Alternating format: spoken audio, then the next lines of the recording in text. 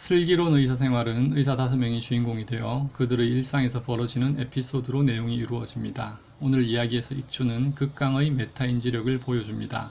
메타인지력이 무엇인지 먼저 간단하게 설명드리겠습니다. 여기에 쉽지 않은 문제가 있습니다. 이 문제의 답이 무엇인지 아는 사람은 똑똑한 사람이죠. 메타인지력은 이런 식으로 똑똑한 것과는 다릅니다. 문제를 딱 봤을 때 답을 말하기 전에 내가 그 문제를 아는지 모르는지를 아는 것, 즉 안다고 생각했는데 정말 내가 답을 아는 경우와 답을 모른다고 생각했는데 정말 내가 답을 모르는 경우, 이 두 경우 모두 메타인지력이 높다고 할 수 있습니다. 반대로 답을 안다고 생각했는데 모르거나 답을 모른다고 생각했는데 아는 경우, 이 두 경우에는 메타인지력이 낮다고 합니다. 즉 안다고 생각했는데 정말 아는지, 모른다고 생각했는데 정말 모르는지가 메타인지력과 직접적인 관련이 있습니다. 일상생활에서 심리적인 문제의 일부분은 실제로는 나 자신도 할 수 없는 일을 자신의 무능을 깨닫지 못한 채 상대방에게 강요할 때 생기게 됩니다. 이번 영상은 바로 이런 부분에 대한 이야기입니다. 3명이 나옵니다. 익준, 겨울, 윤복. 익준은 일반외과 교수입니다. 주로 간이식 수술을 하고 그 분야에서는 국내에서 인정을 받고 있습니다. 장겨울은 일반외과 전공의를 마친 뒤 현재 펠로우입니다. 윤복은 인턴입니다.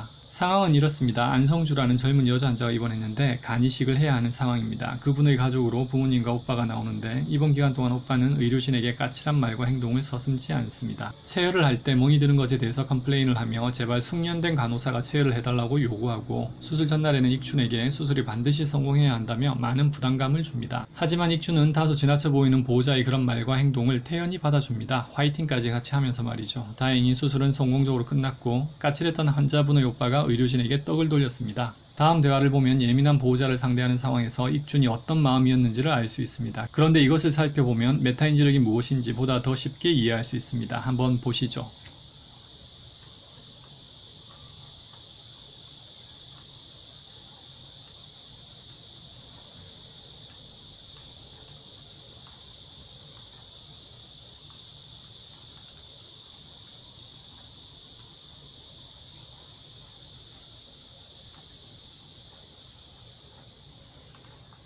익준이 이렇게 말하죠. 그리고 우리 역시 그런 상황에 놓이면 그들과 크게 다르지 않을 거야. 익준은 자신이 그 상황에 있더라도 그와 크게 다르지 않을 것이라는 것을 알았고 윤복은 그러질 못했습니다. 익준은 자신도 크게 다르지 않을 것을 알았기 때문에 그런 보호자를 이해할 수 있었고 윤복은 그러질 못했습니다. 이 상황 뒤에 윤복은 어머니가 병원에 입원해 계실 때 있었던 일을 떠올리며 자신 역시 다르지 않았음을 뒤늦게 깨닫고 눈물을 흘립니다. 최근담에는 이런 이야기가 있습니다. 남을 믿는 사람은 남이 모두 진실해서가 아니라 스스로 자신은 진실하기 때문에 남을 믿는다.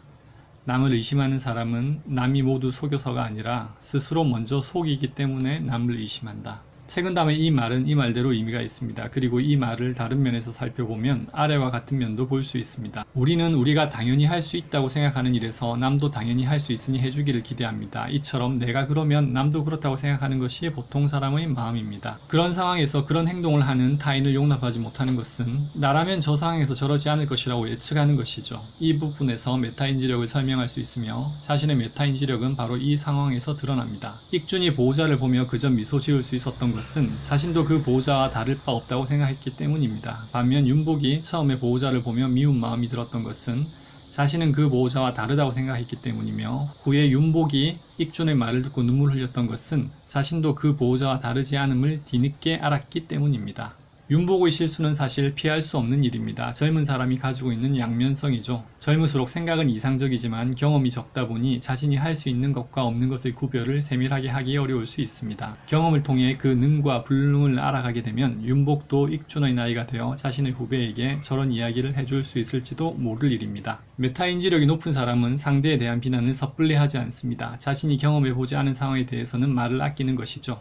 그런 상황에 처하면 나도 못할 일을 나는 할 수 있다고 착각하면 못하는 사람을 만났을 때 저 사람은 왜 저래? 라는 생각을 하기 쉽습니다. 하지만 삶의 경험이 쌓이고 메타인지력이 높아지면 말을 함부로 할 수 없다는 것을 알게 되죠. 그러면 지금으로서는 이해가 가지 않는 상황을 만나더라도 섣불리 비난하기보다는 한 걸음 물러서서 이런 일도 있구나, 무슨 까닭이 있겠지 라는 말을 하게 됩니다. 이번 이야기에서 또 다른 주인공인 최송화 교수도 수린이가 보호자를 보며 이해가 안 된다는 식의 반응을 보이자 말을 막으며 사정이 있으시겠지 라고 말합니다. 최 교수도 드라마에서 익준 못지않은 메타인지력을 보여줍니다. 드라마나 영화, 소설에서 매력적인 주인공은 모두 메타인지력이 높습니다.